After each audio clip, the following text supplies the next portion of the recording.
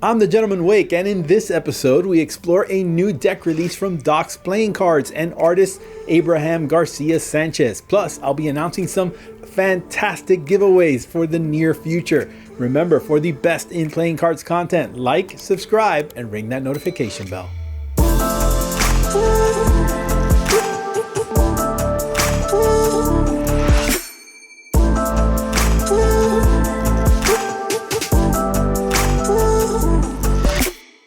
I like to review recently released decks on this channel, usually for a couple of reasons.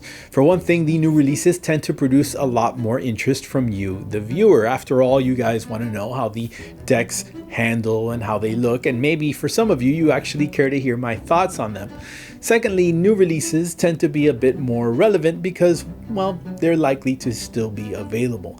In today's review, I'm diving into the Ocean's Curse, a deck that feels like a long-lost relic from a pirate ship. Released in the spring of this year, the deck was made available in a few different editions via docsplayingcardcompany.com. For the purposes of this review, we're going to be looking at one of those in particular. Before we get into the review, I just want to say that my next Kickstarter campaign, the Successor Playing Cards, is slated to launch in mid to late May. I'm extremely excited to bring you this series of decks. The Successor was designed by Kevin Cantrell Studio, the genius behind some of my favorite decks of all time. The Citizens by Theory 11 and the Standards released by Art of Play. That last release in particular featured a piano black lacquered collector's box that I absolutely gushed over when I reviewed it on this channel some time ago. In fact, I loved it so much that when I was presented with a chance to work with Kevin on the Successor, I knew we had to not only keep the tradition of a fine luxury box set going, but we were going to have to take it up a notch. And I hope that the images on your screen right now of the Successor Sarcophagus box set are an indication that we accomplished that goal. I can't wait to share more details with you about the decks that will be contained within the box, including the spectacular tuck boxes that are being printed by Studio Pression in France.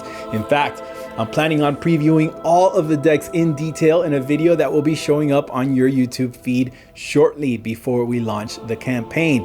And to that end, we are planning some massive giveaways, including hand-signed uncut prototype tuck boxes, prototype Successor decks, a Tempest Prism Edition, and a prototype Successor sarcophagus lid sculpture, which will make an absolutely awesome piece to display on your shelf. All of those will be given away as part of a Successor Kickstarter campaign launch stream event right here on this channel. In fact, Kevin Cantrell will be joining me, and we're going to be talking about the deck and the design process and much more leading up to the actual launch. That's coming in less than a month, so make sure to follow me on Instagram and subscribe to me here on YouTube for the exact date and time info. Now, let's get back to the review. This is the special Captain's Crate edition of the Ocean's Curse, housed in an attractive wooden enclosure designed to look and feel like a miniature cargo crate, the kind you would find in the hold of a pirate ship. Crafted from actual walnut, the crate has a nice open grain and textured feel, with the Ocean's Curse logo type laser etched into the front of the lid. Close examination reveals the tiny pin nails used to keep the multiple sections of the crate together. As is always prone to happen with natural materials, there will be some variance in color and grain, and the wood does vary in smoothness. This is definitely, however, not the high-end walnut woodworking you would get from a finely crafted and smoothly sanded dice vault from Wormwood, for instance.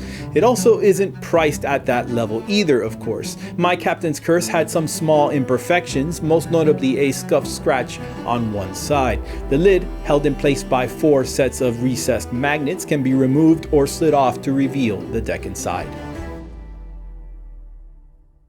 The deck within comes protected within a plastic deck sleeve. It's something that I've actually been noticing more and more producers including. I find that the sleeves tend to dull a little bit of the vibrancy and the contrast of the underlying deck, but obviously it does offer some protection, especially in this case where you definitely wouldn't want the deck, even wrapped in cellophane, to be rubbing or jostling around against the rougher wood texture of the crate interior. Let me know in a comment below how you feel about these protection sleeves. Is this something that you wish more playing cards producers offered with their cards? The tuck box itself is a very cool, very sleek black foil on black cardstock design, reminiscent of tar and powder, common materials of the era. The foil layer has a 3D multi-level or sculptural embossing that gives life and dimension to the design. The design itself, from Mexican artist Abraham Garcia Sanchez, features a handsome head-on illustration of the Ocean's Curse, a fictional pirate ship and the focus of the deck's theme. The black ship has a damsel figurehead on the bow, and the design features a death's head looming over top of her. Flanking each side of the ship are totems of stacked crates, treasure chests, and barrels, topped with a skeleton trapped in a prisoner's cage, likely having died of starvation or wounds long before. The deck's title features a slightly Nordic-leaning typography. One side of the tuck announces the deck as premium playing cards, while the other reiterates the deck name. The bottom features the traditional ad copy and mention of the deck's origin of manufacture.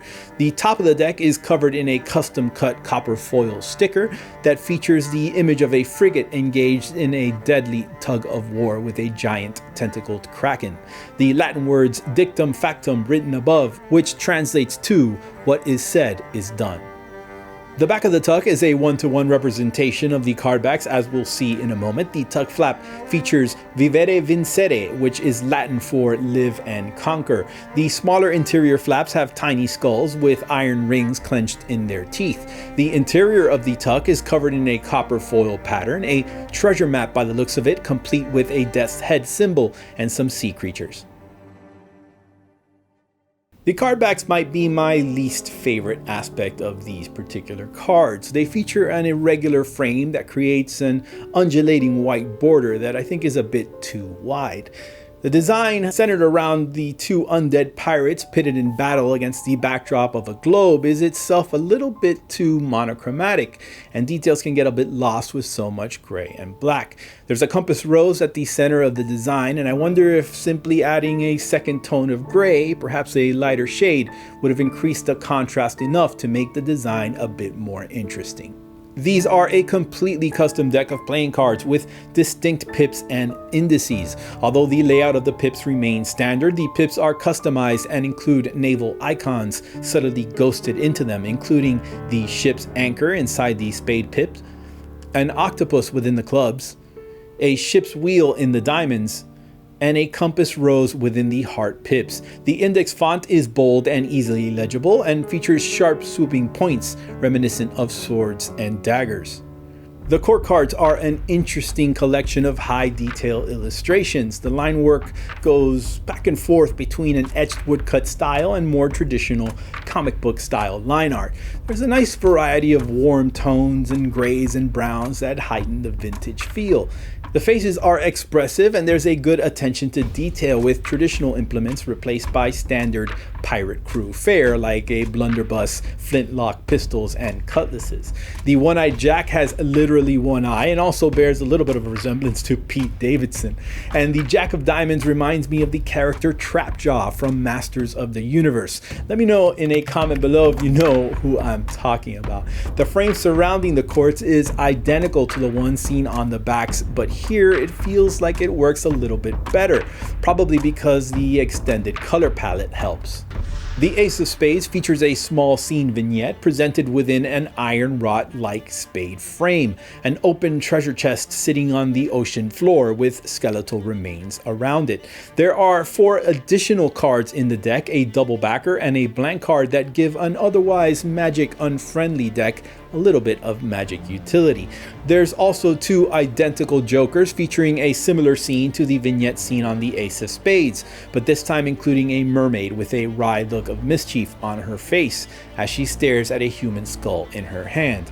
There's yet a 3rd Latin phrase, morituri te salutant, which translates to "those who are about to die salute you." The deck is printed by the USPCC and, as you'd expect, handles great, despite not being the most cardistry friendly design. Pharaohs, fans, and springs are smooth and easy. All in all, it's a nice deck for collectors that maybe suffers a little bit from trying too hard to be too much to too many people. One thing I didn't mention is the copy on the front of the tuck box that announces this as a limited deck, and they aren't kidding. It's already sold out, which means eBay is your best bet if you want to get your hands on it. To check out another review, check out the video that will appear right here. Thank you so much for watching. I've been the Gentleman Wake.